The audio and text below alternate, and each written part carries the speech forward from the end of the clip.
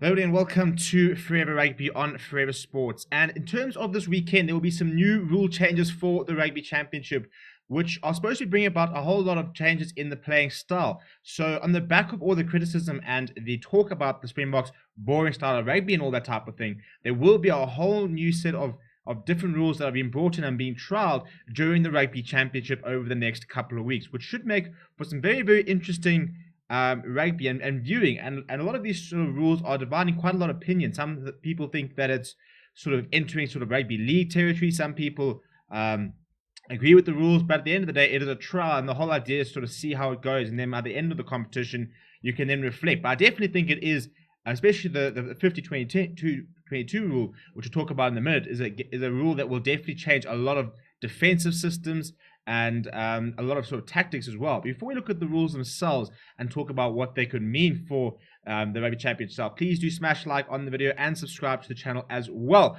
We are also proud to announce that support for Forever Sports is brought to you by Manscaped, who is the best men's below-the-waist grooming champions of the world. Manscaped offers precision-engineered tools for your family jewels. Manscaped just launched their 4th generation trimmer, the Lawnmower 4.0. You heard that right, the 4.0. Join over 2 million men worldwide who trust Manscaped with this exclusive offer for you.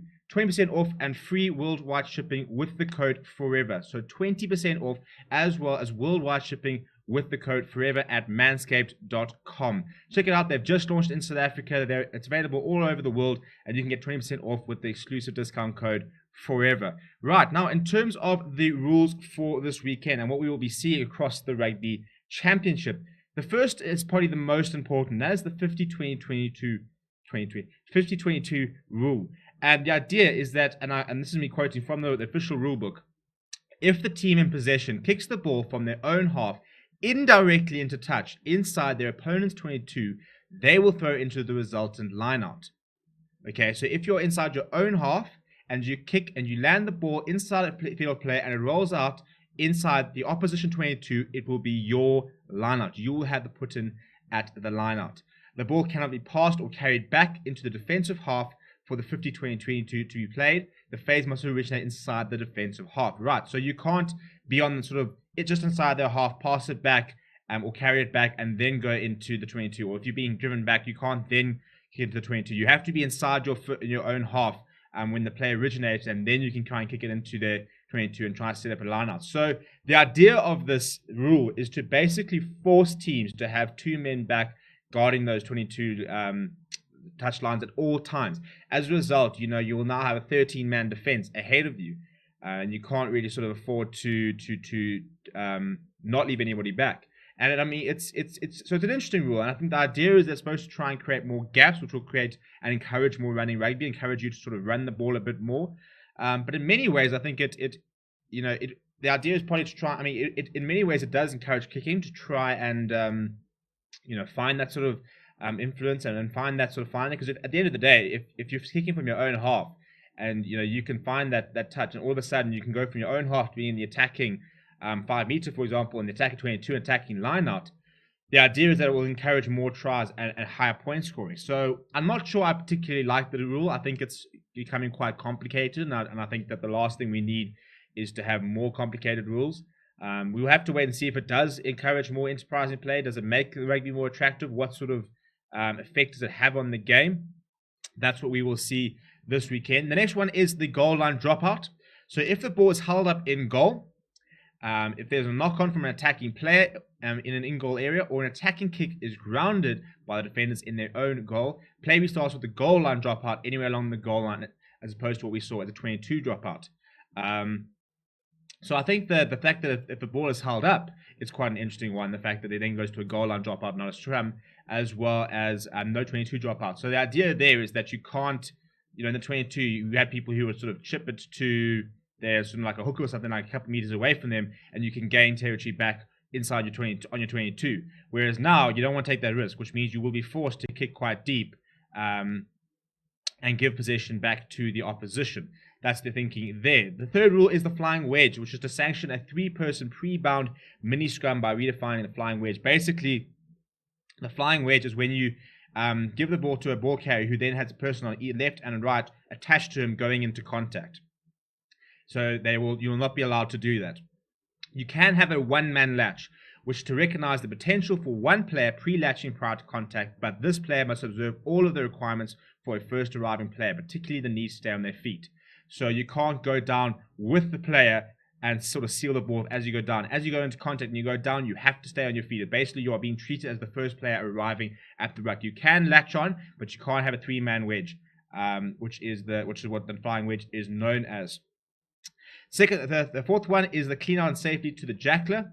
So basically, this is to look to try and sort of sanction and penalize those clean outs which target sort of the low, the drop weight in the lower limbs, basically. So it's basically, to sort of stop those clean outs which really sort of can cause knee injury and stuff like that. So if you've got somebody over the ball, you can't go and clean out away, which will drop a lot of weight onto their lower limbs and could potentially create sort of knee injuries and stuff like that. So they're going to be a lot more stricter with how you deal with the Jackler himself, which is going to be quite interesting because obviously it makes winning turnovers a little bit easier because you now have to sort of take notice and you can't sort of just clear him out by any means necessary. You have to protect the man over the ball.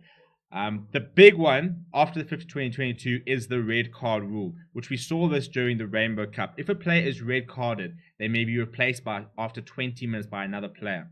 So when you get red carded, you go off for 20 minutes, you may not come back on. But after 20 minutes of game time, so same as the yellow card, if the game stops, so does the clock counting down.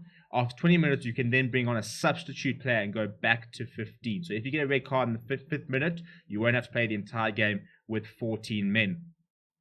If a player receives a yellow card and they serve 10 minutes and then they receive a red card, it will still be a 20-minute sanction. So if you receive 2 yellows, you will then have to serve 30 minutes off, basically. A second yellow would still be 20 minutes. So 2 yellows will be 30 minutes in total, but then somebody else can bring on. But no player who's been red carded can ever return to the field, but you can bring players on who have been tactically replaced, for example. It doesn't have to be a whole new player who hasn't come on yet. So if you take off your flower half for the replacement flower half, gets a red card, you can bring on your flower half. You don't have to bring on your scrum half or utility back because they haven't been on the field yet. So you can bring anybody back on after that 20-minute period. Again, not sure I agree with this rule. I think the biggest problem is that the problem for me is that we should be trying to sort of reduce. It's always a difficult one, isn't it? Because you're talking about player safety. I would prefer to see fewer red cards and keeping the sanction than more red cards with a reduced sanction. Because, I think that back in the day, a red card, you had to really, really stuff up to get a red card. We're talking about foul play, we're talking about fight, we're talking like punching, biting, really, really bad tackles, really dangerous play. That was sort of red card offenses in the past. And I think that, knowing you've let your team down for that could be an entire game is a huge punishment. Where is 20 minutes as big of a punishment? Do you sort of feel as bad after missing 20 minutes? I don't think you do. But I think the problem is that I think the reason we had to bring this in is that there are so many more red cards happening these days because, if for example, like shoulder to head and arm to head, for example, World Rugby immediately starts at a red card offense and then tries to look at mitigating factors. So there will be a lot more red cards. We are seeing a lot more yellows. We're seeing more reds in the game at the moment. So that sort of then has necessitated the idea that a red card is not a permanent loss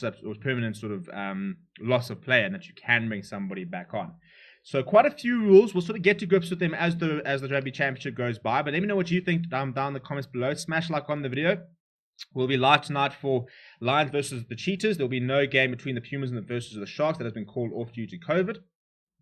And we'll also be live tonight after the Cheetahs versus Lions game for a bit of a late night chat about the Springbok squad, about these rules, and about what we can expect in the Rugby Championship.